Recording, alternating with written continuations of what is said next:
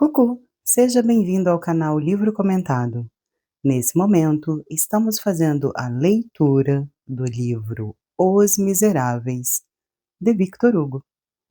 Eu sou Nilma Oliveira, em capítulo 7, O Interior do Desespero. Deixe-me te dizer uma coisa. É necessário que a sociedade veja essas coisas, já que é ela quem as faz.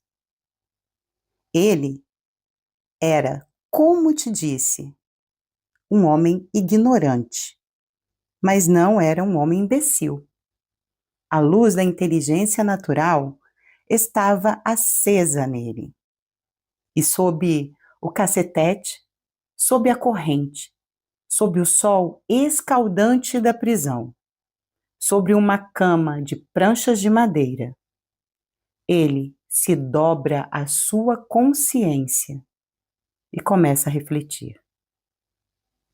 Então, ele se constitui tribunal e começa pelo seu próprio julgamento. Ele reconhece que não é um inocente injustamente punido. Ele se confessa que cometeu algo extremo e grave, que talvez, se ele tivesse pedido, teriam dado aquele pão. Ou poderia ter esperado, por piedade, ou uma oferta de trabalho. Mas ele se replica: podemos esperar quando temos fome? Bom, é raro que alguém morra literalmente de fome. Infelizmente ou felizmente, o ser humano pode sofrer muito, tanto moralmente como fisicamente, sem morrer. Logo, o que precisa é paciência. Assim teria sido melhor até para esses pobres infelizes. Foi um ato de loucura desse pobre homem insignificante de pegar a sociedade à força pelo colarinho e querer sair da miséria através do roubo. E em todo caso, essa é uma porta ruim para escapar da miséria. Porque tentando escapar da miséria, ele entrou pela porta da infâmia. Enfim, ele errou. Mas depois ele se pergunta: e se ele fosse sozinho? Ele teria errado? O primeiro ponto grave foi que ele, trabalhador, não teve trabalho. Ele, que labora a terra, ficou sem pão. Em seguida, se a falta confessada não tivesse um castigo tão duro e tão além do necessário, havia mais abuso da parte da lei dentro da pena do que realmente o crime que ele cometeu exigia? Essa pena tão desproporcional ao crime não seria um crime ela mesma? A falta daquele que repreende pode mudar os lados e fazer o condenado virar uma vítima e o que repreende o algoz? E isso coloca definitivamente o direito ao lado daquele que o violou?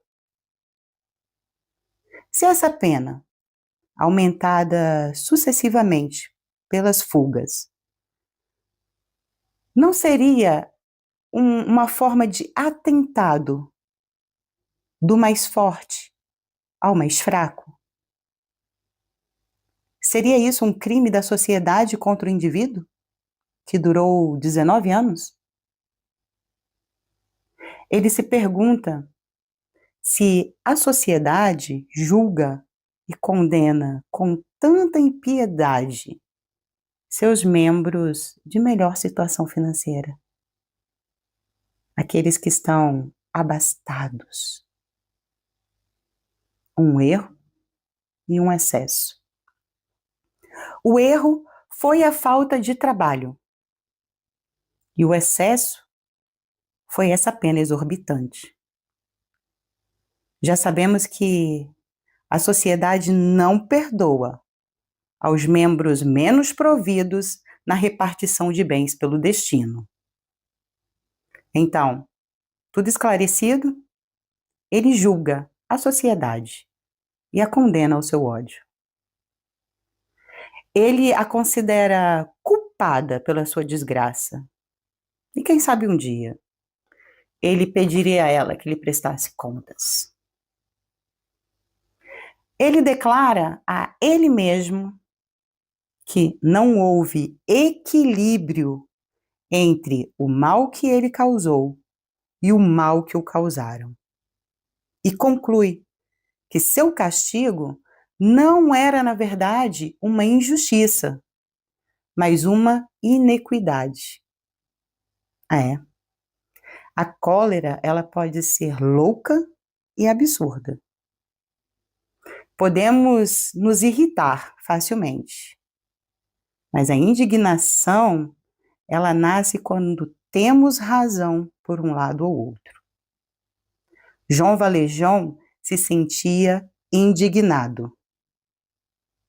E depois, ele declara: a sociedade só me fez mal durante toda a minha vida. Eu vi, através daquilo que chamam justiça, com sua cara carrancuda, que bate com força nos mais fracos, nos pobres, nos oprimidos. Os homens o tocaram com pancadas. Cada contato era uma porrada. Ele apanhava com ou sem razão. E nunca mais, depois de sua infância, depois de sua mãe e de sua irmã, nunca houve uma palavra gentil, um gesto de gentileza ou um olhar de benevolência para com ele. Ele foi de sofrimento em sofrimento. E aí ele chegou à convicção que a vida, ela é uma batalha. E nesta batalha, ele era o perdedor. Então a sua única arma era o seu ódio. E ele o afiou anos a fio na prisão. Com 40 anos, ele vai à escola pela primeira vez na vida dele. Era uma pequena escola, na prisão, onde ensinavam o básico a esses infelizes que tinham boa fé. Ele foi um deles e aprendeu a ler, a escrever e a contar. E ele sentiu a sua inteligência se fortalecer na força do ódio. Em alguns casos, a instrução e a inteligência podem servir de extensão ao mal. É triste contar o que se passará agora, porque, depois de julgar e condenar a sociedade por sua miséria, chega a hora de julgar a providência divina que fez a sociedade. Então ele julga e ele condena Deus. E assim, durante 19 anos de tortura e trabalho escravo, essa alma dança entre luz e trevas. Ela sobe e desce em uma espiral com luz de um lado e trevas do outro. João Valjean não era, como eu já disse, uma pessoa de natureza ruim. Ele ainda era bom quando chegou na prisão. Mas ele condena a sociedade e ele se sente malvado. Ele condena a Deus e ele se torna ímpio. E aqui é quase impossível que nós não pararmos um pouquinho para meditar. E eu gostaria de te perguntar: você acha que a natureza humana, ela pode se transformar tão radicalmente que um homem criado bom por Deus pode se tornar mal por causa dos homens? Você crê que a alma, ela pode se refazer e ser má por causa de um destino mau? O coração, ele pode se deformar e contrair doenças incuráveis sob a pressão de um sofrimento desproporcional? Não existia, então, na alma de Jó um brilho, essa faísca divina, incorruptível nesse mundo, imortal no outro, que o bem pode desenvolver, acender, inflamar e fazer raiar com esplendor, e que o mal nunca pode apagar completamente? Essa é uma questão grave e obscura, a qual os fisionomistas da prisão responderiam com um não, sem hesitar. Porque quem o via, Atulon, em seus momentos de repouso, morno, sério, silencioso e pensativo, com aquele olhar cheio de ódio pela sociedade e pelo céu, via que algo não estava bem nele. A sensação que as pessoas tinham quando olhavam para ele era uma sensação ruim. Esse homem, descrito pelas leis e pela justiça, foi observado por um fisionomista. E esse profissional declarou que João era um miserável irremediável. Ele não ofereceu nenhum tratamento, porque para ele não existia esperança. E a pergunta agora é: João, ele via a sua miséria moral tão claro como nós estamos vendo? Ele sabia reconhecer os elementos que compuseram pouco a pouco essa miséria? Esse homem rude e letrado se deu conta da sucessão de ideias que montavam e desciam nele e que despertaram o mal? Ou esse mal já existia em seu espírito?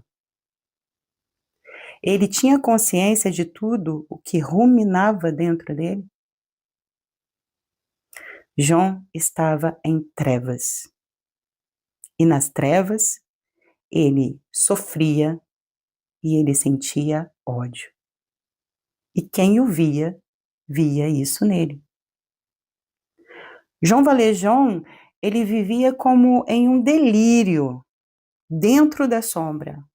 Era perturbador.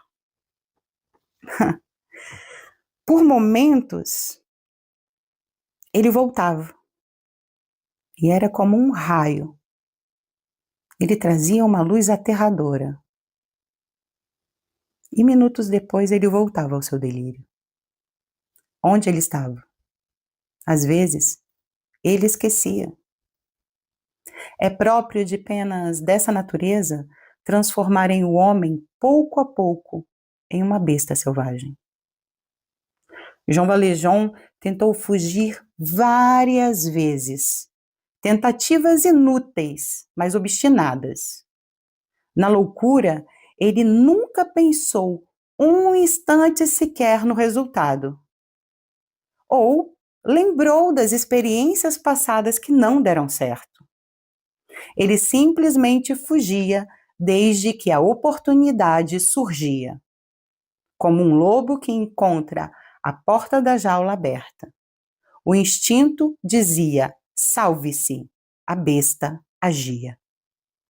Uma coisa que não posso esquecer de te contar, é importante, é sobre a força física dele.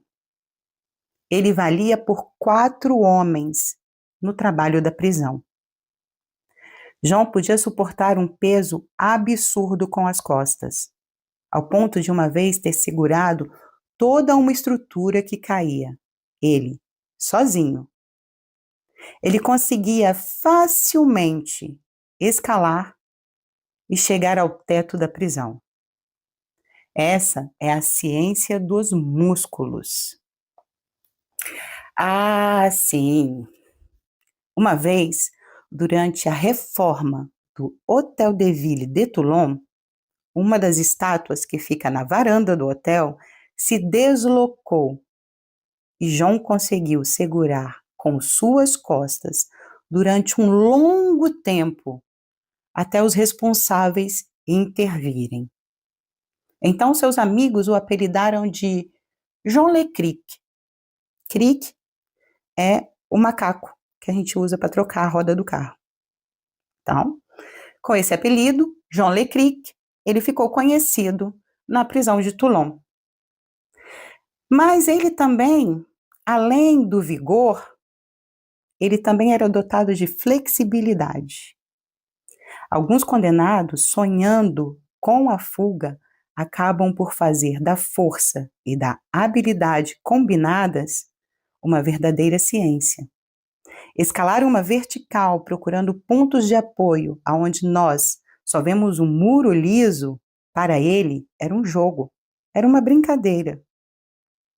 Ele era assim, ele falava pouco, nunca sorria.